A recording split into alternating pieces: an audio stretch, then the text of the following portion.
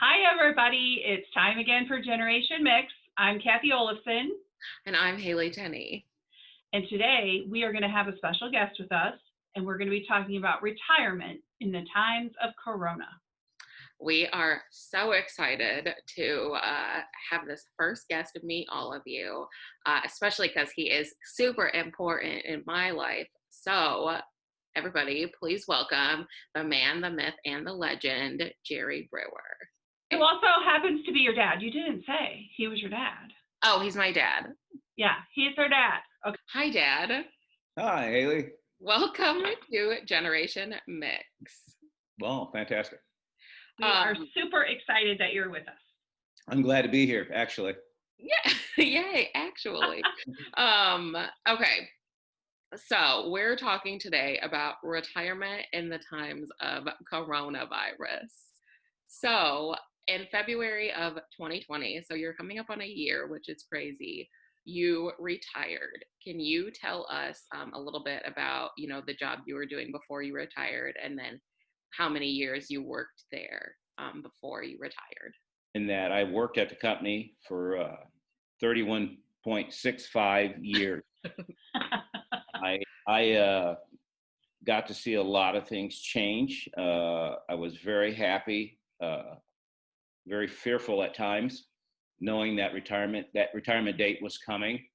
And but I also knew too that it was time because of my age. It was a time to slow down and to try to find some peace within my body, because I worked as a serviceman who handled gas leaks and electrical problems. I dealt with a lot of customers over the years, all kinds of customers. So I was kind of glad when February 1 came and I turned in my gear and said my goodbyes with very tearful at times, and a lot of fear. So what propelled me out the door was the fact that I knew that it was over and that I had a new future ahead of me. Never that I thought that COVID would be the introduction to my retirement. It was that day, it was the hardest day of my life to actually turn in all my gear, figure out where I put my badge, where I drop it off, paperwork that is needed for my next payroll. It just seemed like there was just a lot of pressure. But that night, I remember getting a ride home from a younger gentleman that had just started a company, hadn't really been there, went through his apprenticeship program, which is about 3 years. And he took me home. And as I was talking to him on the way home, that how important it is to enjoy the job, uh, do the best you can to be safe so that you can go home to your family at the end of the day. So, but dropped me off at the front door. I went in the house. I tried to be heroic. I didn't want my wife, Allison, to see me in an emotional state. So I kind of kept it together. I wished I would have lost it at that point. So, but I didn't. I held on. And then when she went to work the next day, I cried like a baby. So Love your just willingness to be vulnerable, Jerry, and to share all of that with us. Thank you. That is incredible. And 31.65 years is spoken like a true retiree who's plugging that number into some sort of formula. exactly. And it was, that's the funny part, is because it all comes down to math. Every year you put a little bit in, you save, you put a little bit in, you hope that you're doing the right thing when you retire. Is my medical going to be there? So and which is really important today. And I think I'm glad that we're talking about retirement in COVID, because I'm very grateful that the time that I put in, it was part of that was medical, and a lot of contracts that were fought for in the past. With COVID alive and well, I felt very well to make sure that I had that it was taken care of. The protection was there, the security was there. So that was my biggest fear in retirement. So I'm going to jump in if I can, Haley, because I feel like I'm right. I'm sandwiched between your two generations. in that I'm a few years from retirement, but it is certainly something that my husband and I talk about on a regular basis. And I love hearing your story, Jerry, because it's just so rewarding to hear someone who's worked really hard his whole career and then has gotten this time to enjoy retirement. My dad passed away many years ago, many years ago, in his mid 50s, and he never got to see, his retirement. And so that's really rewarding for me to hear too. You talked a little bit about, what you were fearful of. I think Haley and I would love to know, what were you looking forward to the most? And maybe you touched on this a little bit already, because I wrote down that you said you were looking for just like peace in your body and maybe not having to go through all the rigors of the day to day. But can you elaborate on that a little bit? Yeah, I worked lots of shifts.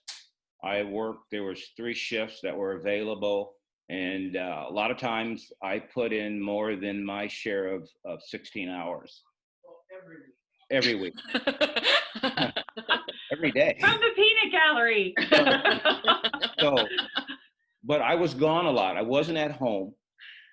I missed my family. But I also loved the opportunity, as I call having the open window. As long as overtime was there and that window was open, I felt that if I was going to have a great retirement and to be able to still help my children and to be able to give, I know I had to sacrifice my personal and give it back to the company, because they were giving me an economic means to get everything in alignment. So I took advantage of that, and my body was just tired. I retired with black circles under my eyes, my sleeping patterns, my eating. Oh, me and Little Debbie were great at the gas station. Little Debbie's and coffee were the staples of my life. To get back to not to get off, to get back to where I was. Yes, I was physically and emotionally wore out because of my job. And it was time for me to go. My body says, Jerry, it's time to go. So got it. What you were most looking forward to then was just that, reaping the benefits of all of everything that you did, all the stuff you put your body through. Yeah, because I could get called out at any time of the night. Once I was off shift, I could get called out at, whether it was 1 o'clock in the morning or 1 a.m. I was always on call. It seemed like I felt like it was my responsibility. And yes, my body says, yeah, it may be your responsibility. And my brain says go, but my body says, boy, you're pushing me to the limit. And so I was very grateful that day to actually turn my papers in, turn my badge in, and know that I have the opportunity now to rest. I didn't even care about what I was going to do in retirement. I just wanted to rest. And that's why I retired, period. Well, I'm glad to know that, Dad, because you did work so hard. Yes. I averaged, not to for numbers, it was a typical 40-hour week. I would put 40 plus in on top of that 40. Kathy, and he's really not kidding. Like, this man, there was a time he was always looking for the shifts. He had it all worked out, the shifts that were going to give him the most bang for his buck. And so there was a good period of time where he worked 2 weeks of second shift and then a week of third shift. And that was how his schedule went. And my God, Kathy, the third shift weeks, this man was abominable, because he needed to get the sleep during the day to make sure he could work. If he had to work 16 hours from, midnight to 4 p.m., he could do that. So anyway, very amazing that you did that for 31.65 years. So it's a lot. It's a lot. It is a lot. Haley them had a thing where they called me third shift crazy. So because during the day, so when I get up to eat supper, or when I try to rest or something, we had a conversation. I take it deeper than where it had to go, or not even close. So it was fatigue and trying to hang in there and trying to communicate so that I was a part of. There's a lot of guilt and that retirement is going to take away. But there's a lot of guilt when you have a family and you're trying to provide and you're not there and you're missing out. And that's one thing I can say about COVID. COVID has isolated everybody, so it lets me off the hook. But I yearn to have family back in my life. So that's the only thing I regret in retirement is that COVID came and took those things away from me. So, but hopefully soon we'll turn the corner and I'll get that back. And that's what I'm looking for. Yes. Yes. So what would you say? Obviously 31.65 years is a super long time. And especially, as Kathy said, she's still a few years away, but kind of right in between us. And then I am still so new in my career. I know I've already learned a lot of lessons. I know Kathy's learned a lot of lessons. And what would you say, in your career, what was the most valuable lesson you learned, whether it was professional or personal? I learned a lot of things professional, of course, but the one thing I did learn, it is a day at a time. So as long as you try going with your intentions on what you're doing on a daily basis I say sometimes it's even great to take a picture to work with you and look at what you have at home, maybe a picture of your house or picture of your kids or your dog and say, I'm doing this for this group of people to give you inspiration to keep going, because it is a grind. We have to have social contact with people at work, and some of that social contact with people at work, it's like, okay, this person does not have my interest in mind. I have to have his interest or her interest in mind because it's life or death, at least in my job. But the nice thing about being in where you guys are at right now is that it is a day at a time. It's no more, it's not a week. Or if you want to buy a house, yes, 15 years, 30 years, that, yes, I'm going to do that, but you still have to do it a day at a time. And then with that day at a time, you have to set aside knowing that, okay, what do I owe? You have to take charge of your finances right now, which is the opposite of a day at a time. So you really have to take your personal, what you get, and put a little bit aside for your enjoyment, but you really have to, because no one else is going to take care of you in your retirement except you. At least that's in my mind. I don't expect anybody to take care of me other than a doctor or a nurse that I'm going to pay, which means money, which means in turn, Right. you better start saving. So, but I think it's more than just that. I think the simple fact of it's a goal, and you can practice a lot of your social skills on people. Because I used to say, I take a vacation day, I say, I'm going to go back to work. I'm going to be really nice to Joe. And by the time that day is over, I've already in an emotional crisis.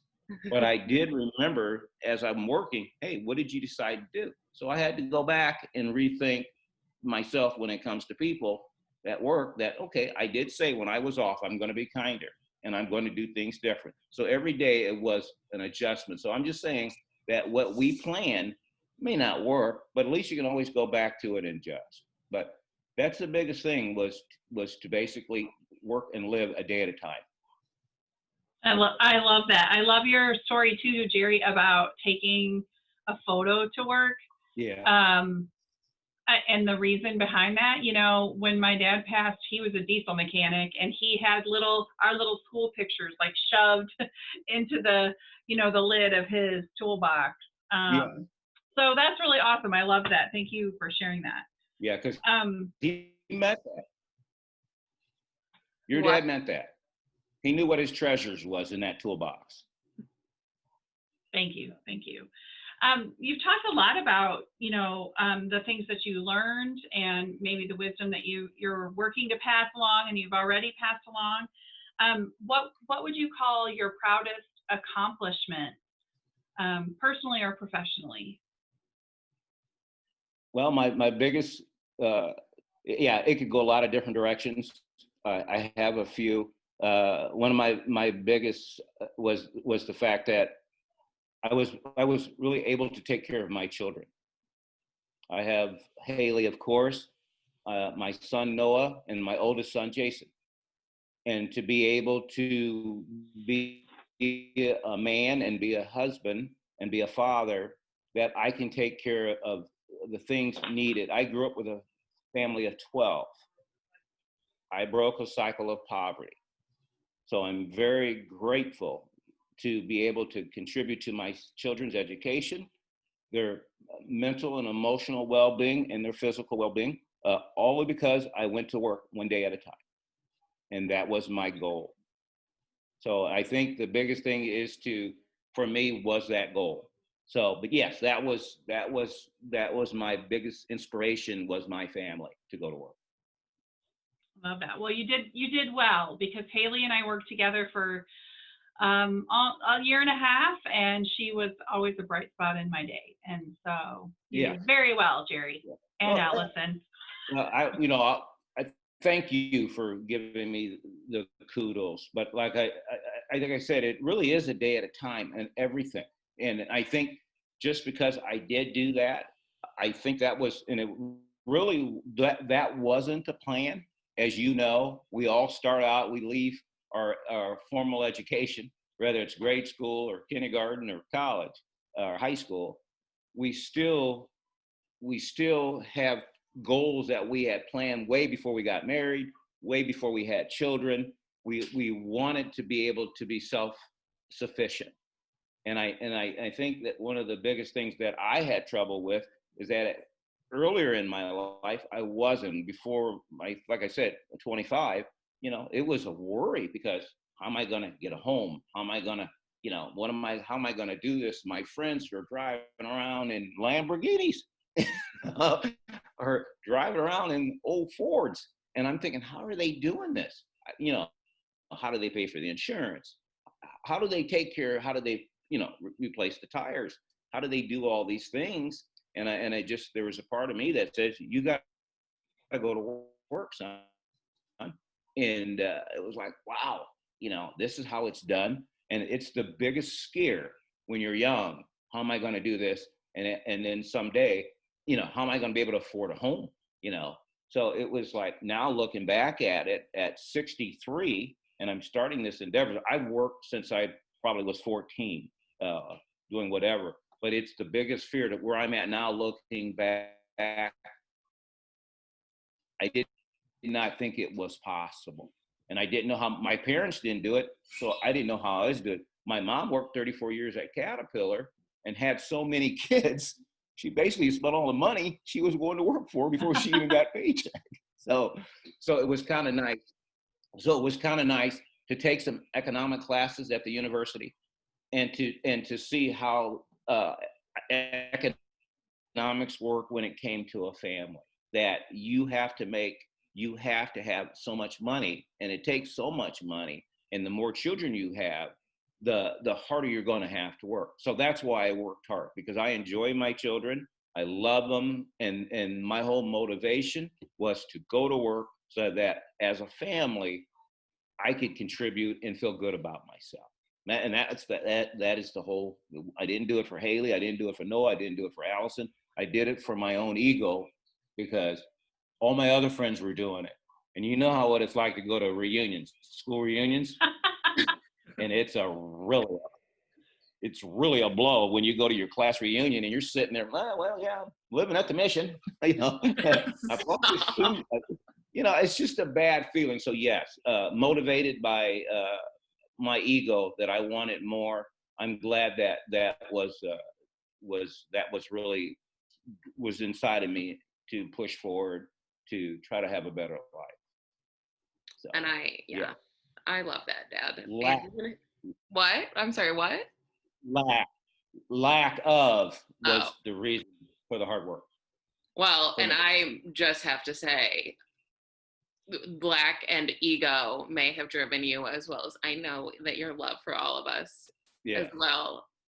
But I'm so thankful, because there's never been a point in my life where I looked around and thought, how am I gonna pay for this? How am I gonna do this? And I attribute that to the way that we were raised. I'd never had to know that.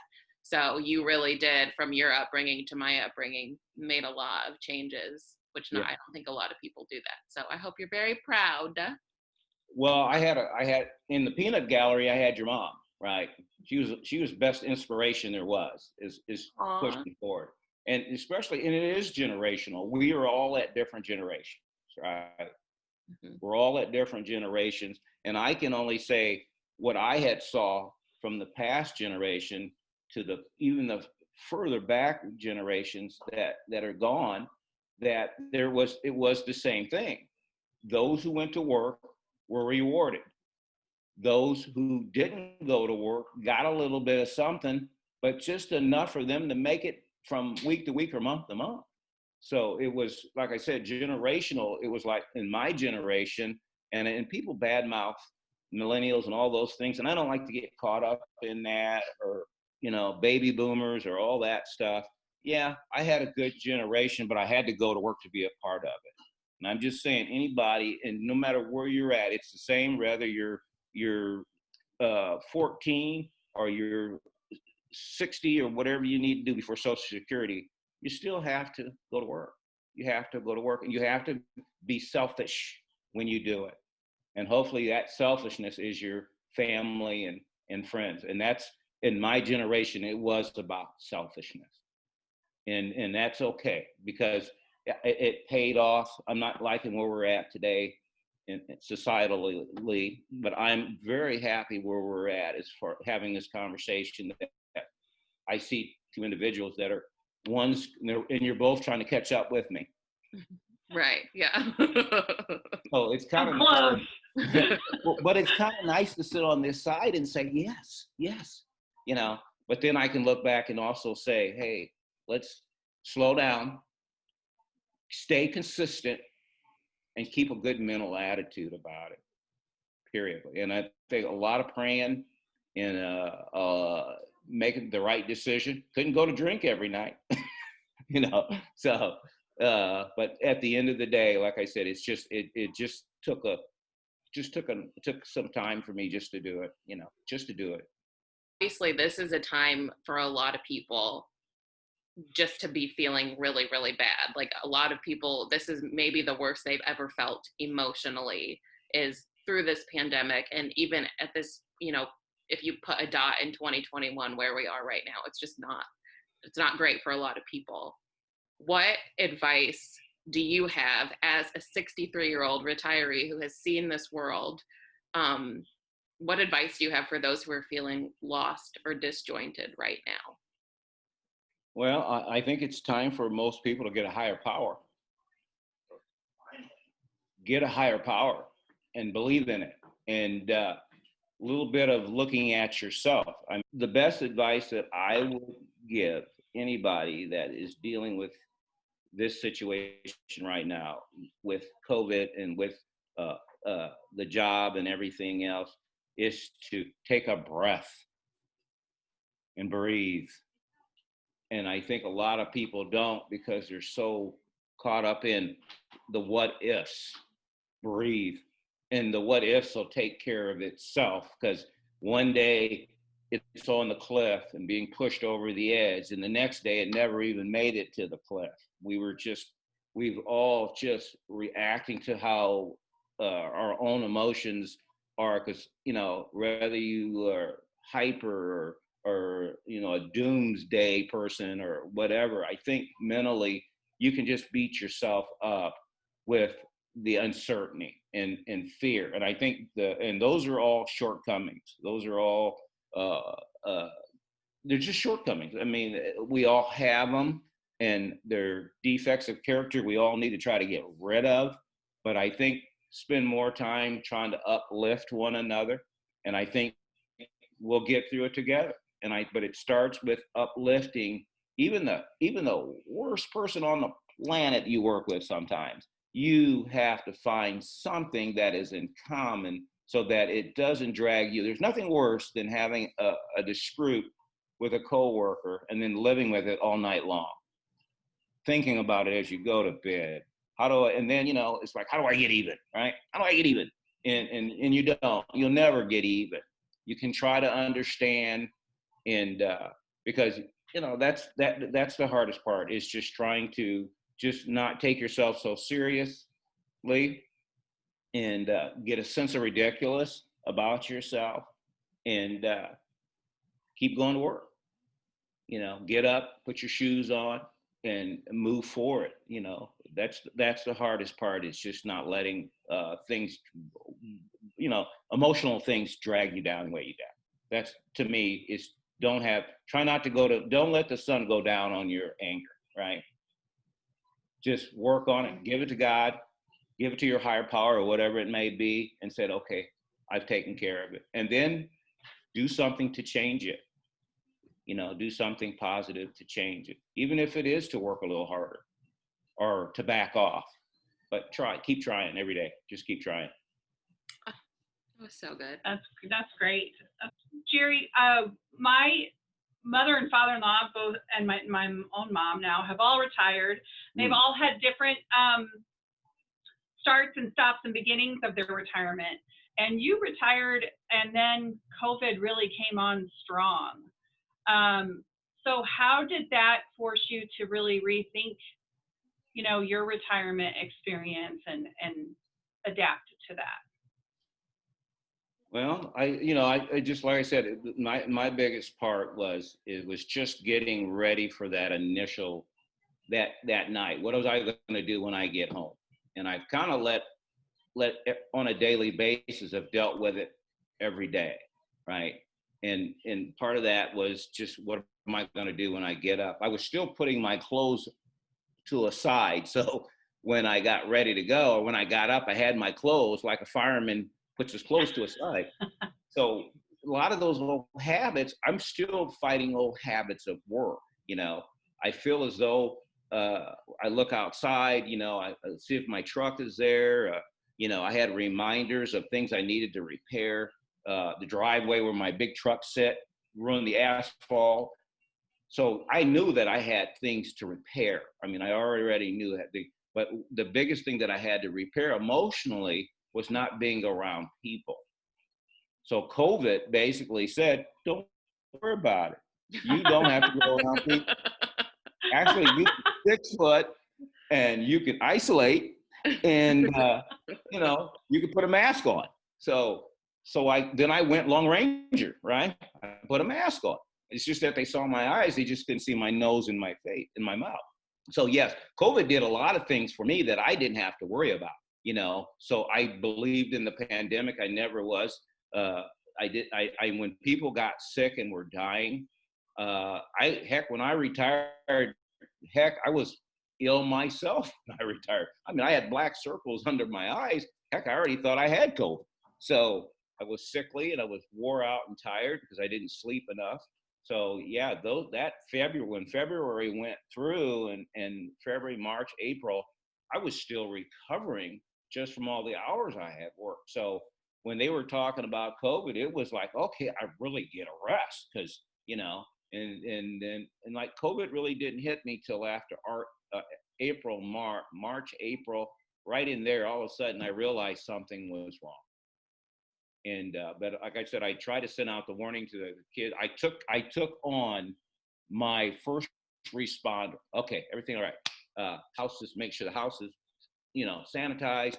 Got gloves. I got masks. Okay, kids, don't really want you over here. And it was really tough to take those perimeters, get back. It was like telling customers, okay, we just had an explosion. We got a gas leak. Get back 10 foot.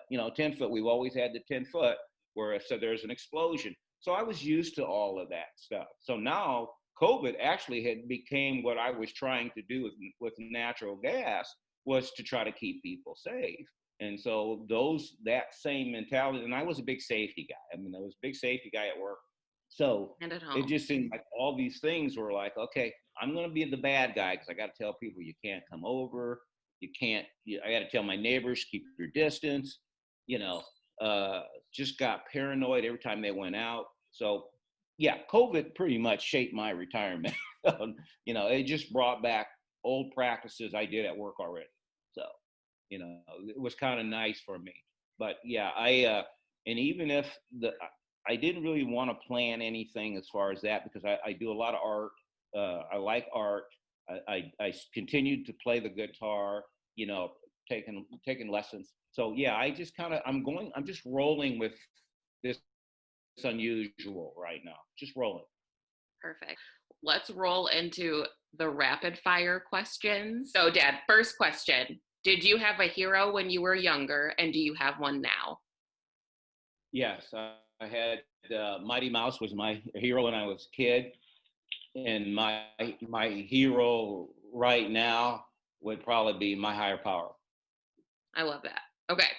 Next question. Do you believe in luck? No, I don't. I don't believe in it. Okay. What is your favorite color, and what do you think that says about you? I like blue because sky's the limit. Oh, that is Okay. great. Super great. Honestly, Jerry, what honestly a joy this conversation has been. And I was thinking as you were talking, what a gift to Haley to have this recording Yes. of her dad, because she's always going to be able to go back and listen to your wise words. And you certainly shared a lot of wisdom today. You did. So thank you from my heart. I really appreciate it. Okay, Awesome. we're at, Well, thank you so much. yeah, it's You about bet. to kick us off. So thank you so much, Dad. And thank you everybody for watching. Yes. Peace Yeah. and blessings. Peace Yeah. and blessings. God bless. blessings. Bye-bye. Bye. Bye.